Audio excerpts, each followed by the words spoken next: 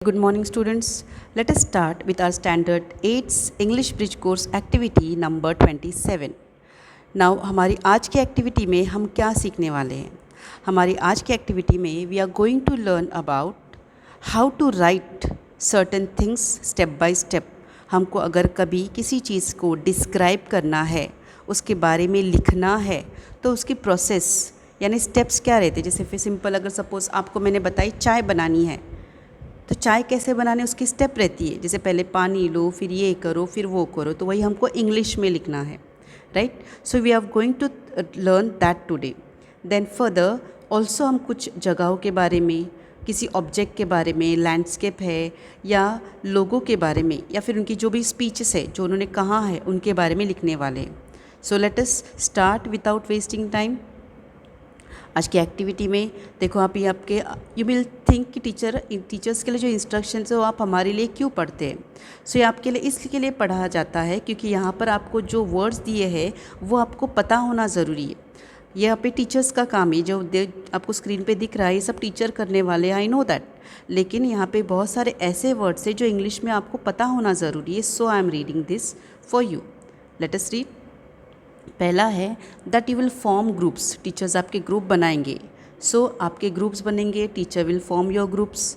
Teacher will also ask some students to discuss on the given topic. आपको जो भी topic दिया जाएगा उसके ऊपर आप टॉपिक पे डिस्कस करेंगे, आप लोग जोड़ी में यानी पेयर में या तो फिर ग्रुप में, जो भी आपका 3 से आगे बच्चों का ग्रुप है वो. Then third, teacher will give you a small demo of describing people the places.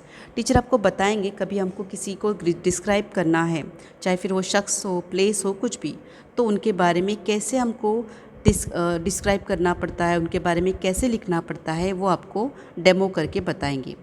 Also teacher आपको कुछ पिक्चर्स बताएंगे एंड आपको मोटिवेट करेंगे कि आप उसको डिस्क्राइब करो, you describe it. Teacher will also help you to describe a process step by step. में जैसे आपको बताया कैसे करना है टीचर बताएंगे. Teacher will ask you to describe on given topic.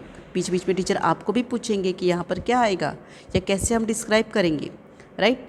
Teacher will motivate you. Teacher आपको इनकरेज करेंगे, आपको हौसला देंगे कि आप भी खुद कोशिश करो. इस तरीके से टीचर आपको हर स्टेप पे गाइड करेंगे जहाँ पर ज़रूरत है.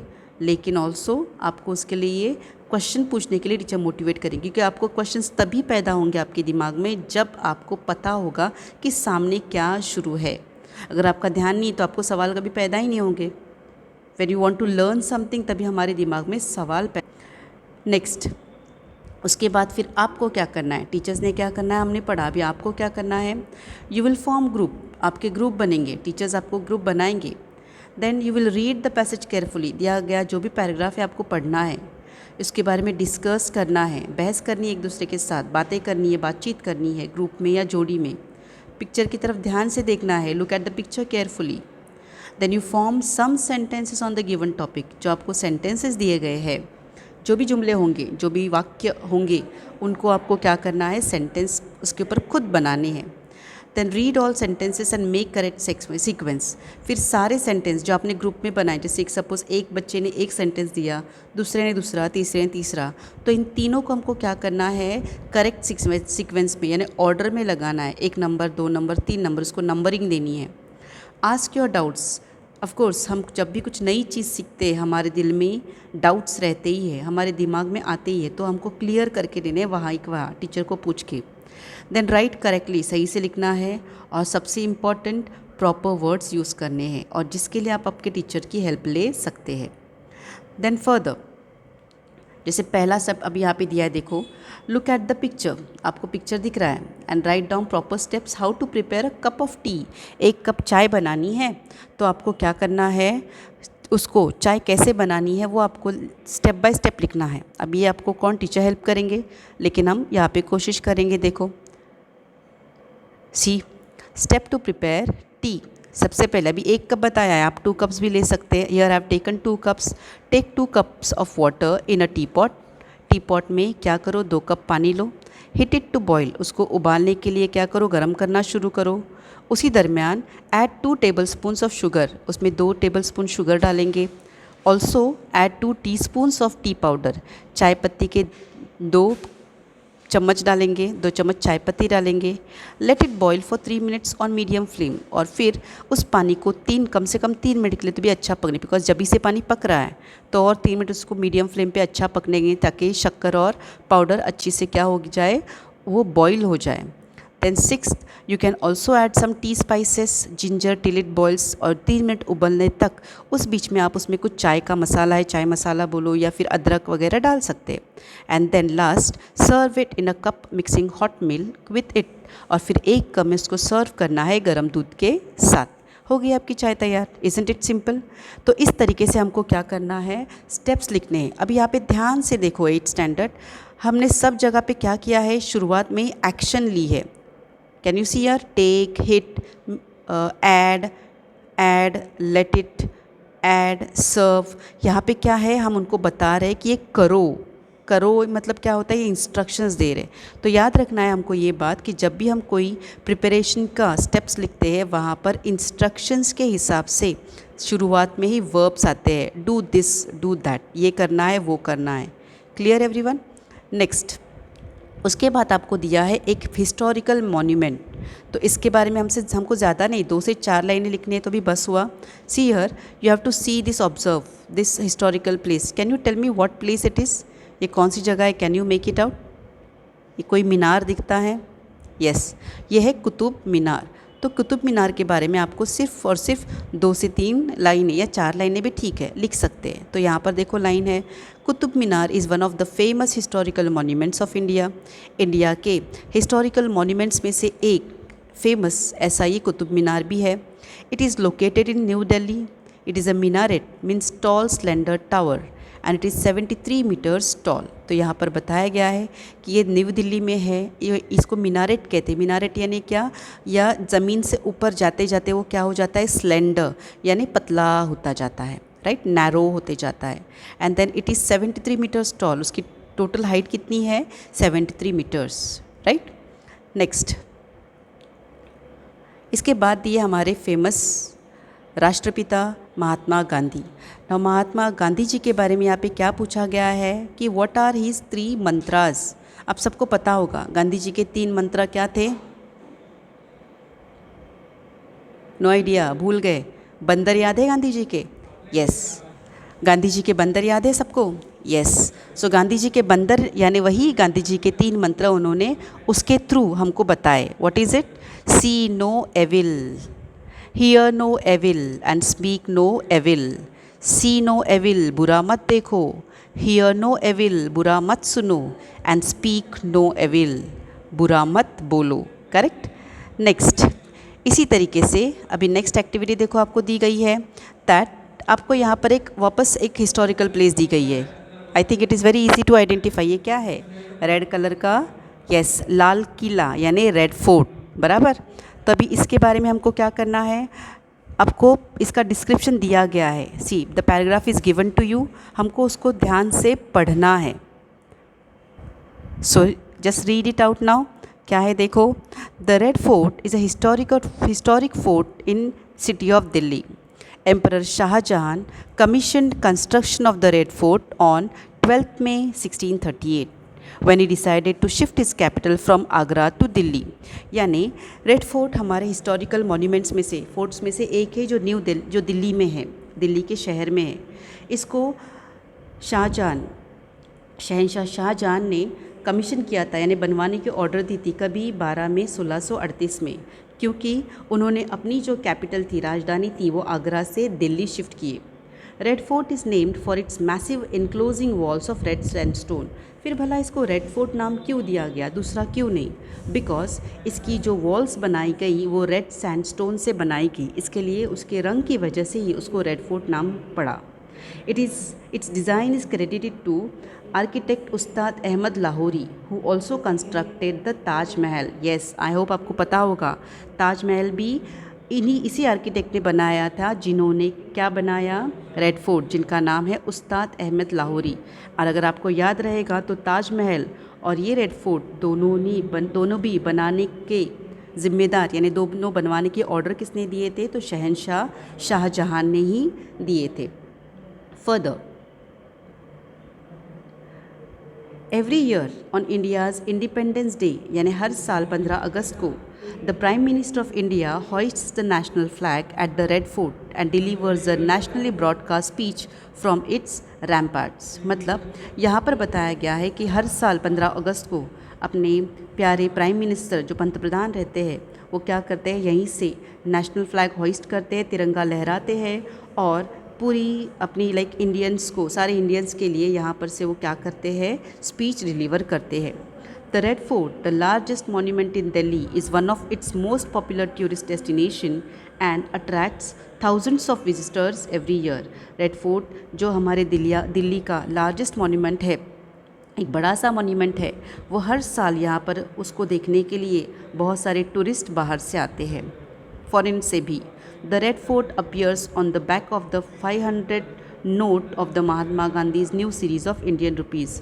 हमारी जो न्यू 500 रुपीज़ की करेंसी नोट है उसमें गांधी जी के पीछे रेड फोर्ट का इमेज हमको 500 रुपये के नोट पर दिखता है, राइट। तो हमको सिर्फ ये पढ़ने के लिए दिया गया, ये बताया गया है कि जब हमको किसी चीज़ के बारे में लिखना है तो हमको कैसा लिखना पड़ता है। जैसे कि देखो स्टार्टिंग में उन्होंने बताया इसका इंट्रोडक्शन देना है, अगर वो प्लेस है तो उसके बारे में इसकी हिस्ट्री भी हम लिख सकते हैं, फिर उसकी खासियत क्या है वो बता सकते हैं, एंड लास्ट में और कुछ उसकी स्पेशलिटी है तो वो भी हम लिख सकते हैं। That's it. अभी उसके बाद आगे एक दिया है कि look at the picture of mango. यहाँ पे आपको पिक्चर में दिख रहा है मैंगो दिख रहा है, तो इसके बारे में 5 से 6 लाइनें 7 लाइनें लिखनी है, that you can write, but of course I will tell you certain things. Mango the king of fruits, यहाँ पे देखो हमने क्या, we all have tasted the delicious king of fruits. Yes, mango the king of fruits is a heavenly fruit with golden color, juicy tempting sweet taste. It grows mainly in tropical countries. It needs warm humid climate and there are different kinds of mangoes, namely Alfonso, Totapuri, Dasheri etcetera. यानी यहाँ पर बताना है मुझे कि हमने short में लिखा है जो हमको पता है कि किंग मैंगो को फलों का राजा कहते हैं, उसकी टेस्ट कैसी है, उसका कलर कैसा है, वो कहाँ पर ग्रो होता है और उसके अलग अलग टाइप्स। दैट्स इट, इतना काफ़ी है हमको लिखने के लिए। देन नेक्स्ट फिर ऊपर आगे उसके लिए आपको दिया गया है, देखो you can watch this video. अगर आपको मैंगो के लिए और कुछ सेंटेंसेस चाहिए तो यहाँ पर देखो आपको लिंक दी गई है, हम इस लिंक पे क्लिक करके आप क्या कर सकते हैं, मैंगो के बारे में और इन्फॉर्मेशन हासिल कर सकते हैं, and then you can write. और एल्स आगे भी आपको दिया है, देखो और एक एक्टिविटी, ये बहुत आसान है, very simple, very easy to do, and मैं राइटिंग नहीं करूँगी। Now you will tell me the answers hopefully. See here आपको पिक्चर दिख रहा है, कैन यू टेल मी ये पिक्चर क्या है? यस, ये पिक्चर क्या है, कुदरत का है, नेचर का है। और इसमें क्या दिख रहे हैं, तो जो पेड़ दिख रहे हैं वो हमारे कौन है, दोस्त है, वेरी गुड। इसी के साथ बीच बीच में कहीं ना कहीं फूल दिखते हैं, फूल हमको क्या देते हैं, खुशबू, यस, फ्रैग्रेंस देते हैं। सारे जानवर या परिंदे जो भी यहाँ पे कुदरत में रहते हैं, कुदरती जगहों पर रहते हैं, they are happy in dash, वो क्या रहते हैं, वो ऐसे हरे भरे लैंड में क्या रहते हैं, हमेशा खुश रहते हैं। इवन जो परिंदे हैं, बर्ड्स है, वो भी अपना घोंसला बनाते हैं, कहाँ के ऊपर, ट्रीज़ के ऊपर। और इसलिए कहा जाता है कि क्या करो, हमको ये पेड़ बचाने हैं। सो पेड़ बचाओ और हमारी दुनिया यानी हमारा अर्थ, हमारा जो प्लैनेट है वो हमको बचाना है। Clear? So with the help of this, अब मैंने आपको हिंदी ट्रांसलेशन बताया, इसी को इंग्लिश में हमको लेना है। सी हियर आपको पैराग्राफ में ब्रैकेट में देखो आपको यहाँ पर जवाब दिए गए हैं, trees, green, the earth, friends, smell and nature, सबके मीनिंग आपको पता है। Now see the first line, this is a picture of nature, correct. Trees are best friends, correct. Flowers give us smell, यानी क्या है, खुशबू। Then all animals and birds are very happy in dash land, किस तरीके के land में वो अच्छे रहते हैं, किस तरीके की ज़मीन पर, green, green land, correct. Then birds build their nest on dash, birds परिंदे अपना घोंसला कहाँ पर बनाते हैं, ऑन ट्रीज़, पेड़ों पर। इसलिए कहा जाता है save trees and save the earth, पेड़ बचाओ दुनिया बचाओ, correct. Now based on this, ये आपके होने के बाद एक्टिविटी आपको आगे देखिए कुछ हेल्पिंग लाइन के लिए दिया गया है, वन मोर इवैल्यूएशन दिया है। सी हियर क्या दिया गया है, look at the picture, can you see what is this, can you tell me ये क्या दिख रहा है, लैपटॉप है, आईपैड है, मोबाइल फ़ोन है, कंप्यूटर है, right? So yeah tell me, अभी इसी के से पहले डिस्कस करते हैं, ठीक है? Let's see, look at the picture and right one name of the working device. इसमें से किसी भी एक का नाम बताओ। मैंने अभी बताई, laptop, mobile phone, iPad, correct. Next, where we see these devices, ये चीज़ें हमको कहाँ पर मिलती है?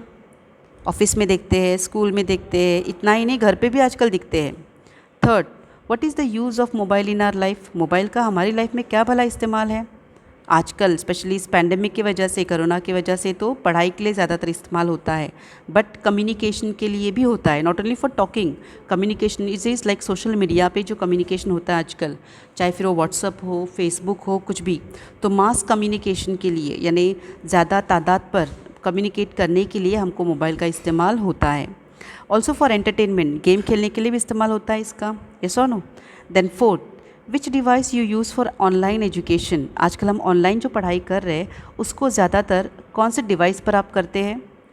मोस्टली मोबाइल फ़ोन, बहुत कम लोग लैपटॉप या कंप्यूटर पे करते हैं।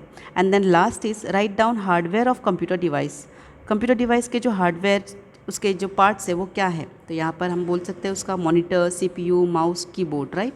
सो हियर सी, आपके हेल्प के लिए मैंने साइड में उसके जवाब दिए हैं। What you will do is, आप क्वेश्चन और उसके आंसर्स साइड में उसके लिख के लेंगे। नाउ नेक्स्ट आपको दिया गया है जो गांधी जी और नॉन वायलेंस है, यानी उनकी जो नॉन वायलेंस मूवमेंट थी, गांधी जी ने हमको बहुत सारी सीखें दी है, ट्रुथ, सच बोलना, नॉन वायलेंस यानी अहिंसा, किसी को मारना नहीं है। तो बेस्ड ऑन दिस, इसका ये थीम रखते हुए आपको एक लिंक दी गई है जो आपको देखनी है और एक्स्ट्रा मालूमात हासिल करनी है।